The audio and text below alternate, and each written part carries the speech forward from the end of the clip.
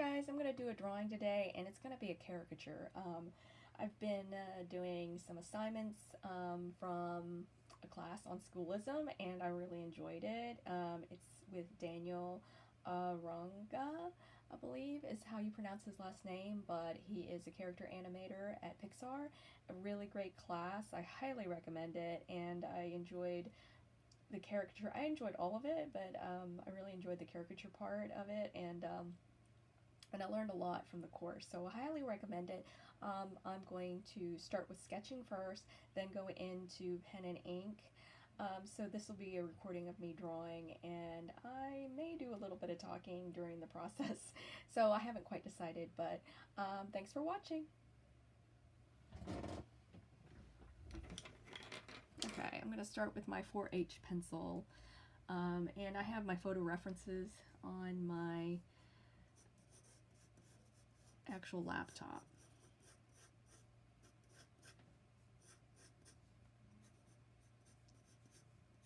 Alright guys, so I'm going to talk a little bit about my thought process as I'm drawing this caricature of this famous actor.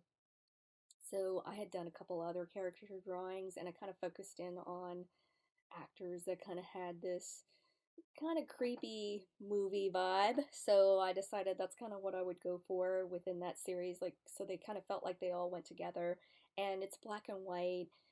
So when I'm looking at my reference photo, I'm really trying to narrow down what are the most prominent features of this person. So when I looked at this person, I was like, definitely the eyes.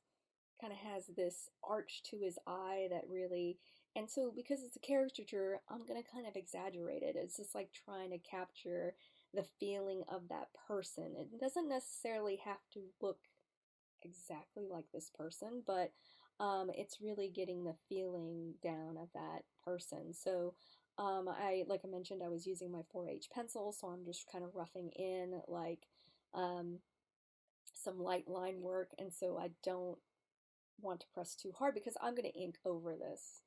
So once I've kind of gotten down the feel of the person, and by the way, I'm looking at, I think I had 5 different reference photos. So always make sure if you are doing a portrait of a person, I know that probably most people are like, oh, one is enough, but I feel like when you look at 5 reference photos of the same person, it really helps you kind of distill down what are those features that I mentioned, the most important ones. Also, like, I took the 3/4 view from one photograph, but then I used the body from another photograph. So I kind of mashed it up together. I just feel like you get something a little bit more unique and original that people wouldn't necessarily see, especially if somebody who's iconic, it's somebody who's, there's a lot of photographs of them out there. Also wanted to push kind of the creepy vibe, so I had this lamp in the background, which was in one of the reference photos, and then I altered the little cherub to give him like a creepy skull on its head, and then there were other photos of this actor with this bat. There was lots of bats kind of floating around, so I was like, I need to put that in there. So one of the big things I struggled with on this one was probably the hand.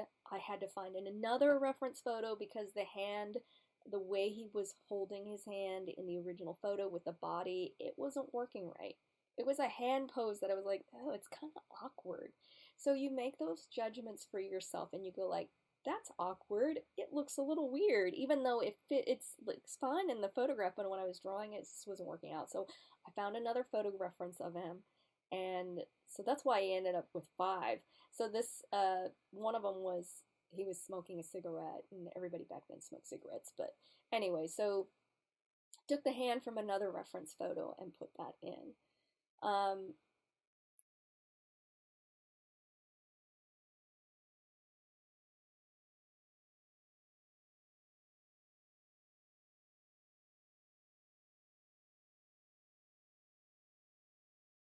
Feel to him. He has some really dark shadows under the eyes, so once I started inking, and I used my Tombow pen, which has a flexible tip on it. I really like that because it's great for getting thick and thin kind of curved lines. It's actually meant for like calligraphy and hand lettering, but I use it for inking.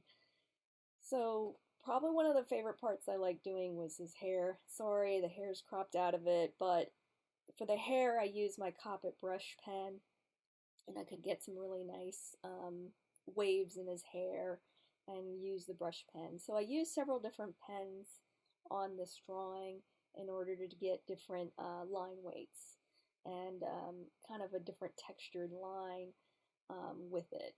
Um, I went ahead and used the Tombow to do the outlining, and then I also, something new that I tried, I used a watercolor brush, and then I used some India ink to actually do the line work on his suit. Probably one of the things I learned about using Higgins India black ink, it's really not truly black. And so this is one of those things, it was like, I didn't really like, first I didn't like the brush I was using. It was a size 6, it was too big. So this is just like, my gesture drawings that I do in the mornings. I just kind of do this for practice before I go into my actual project. So definitely needed a thinner brush.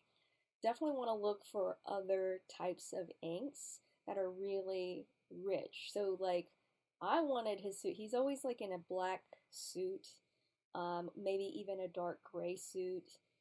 So I kind of wanted to add some line work with it. I thought the brush would be a good idea. It just felt a little bit overworked to me by the end of it.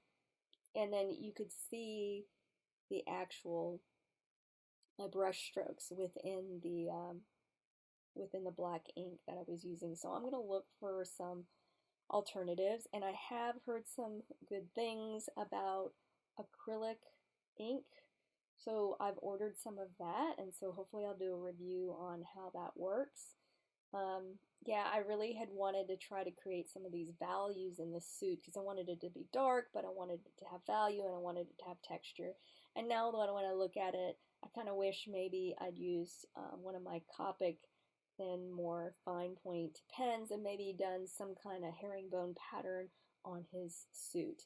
Another thing I would have liked to do, just because I thought it would be kind of funny, my husband, he wears these cheesy Halloween ties with these patterns on it, and I kind of thought it would have been kind of funny to put like, take that bat. I wish now I'd done it, and I could always do it in Photoshop, but take that bat shape and repeat it in his tie, because lately I've been experimenting with adding a little bit of hint of pattern in my illustration work. I really enjoy making patterns.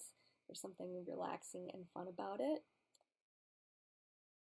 But anyways, that's what I learned from doing this illustration, and I hope that you are able to take away some of the things that I'm sharing with you in your own line work and illustration work. But don't give up, keep working at it, work really hard at it.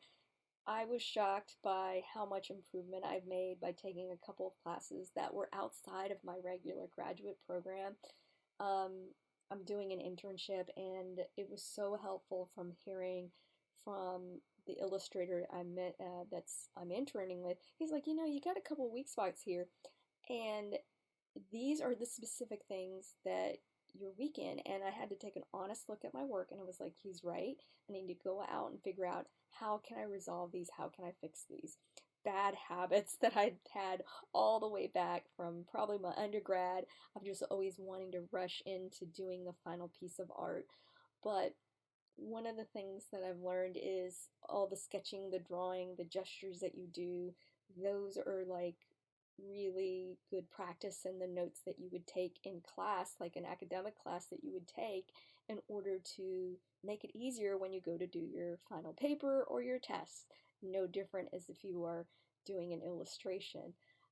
So problem solving early on, when there's less risk of wanting to make changes. Because when you finish something, you're kind of like, oh, I'm done with it. I really don't want to make these changes. We'll do those changes early on before you go to like even your final line drawing, so that you're not going back and forth. And so that's been a really good learning experience. So hopefully, as I'm working through these things and I'm problem solving in my own work, that I will get better at visually telling a story with my illustration work. So I really hope that these tips will help you in your own, whether you're caricature drawing or whether you're doing illustrations. Um, yeah, keep working at it, and you'll improve. I'm definitely proof of that. So thanks for listening. Bye.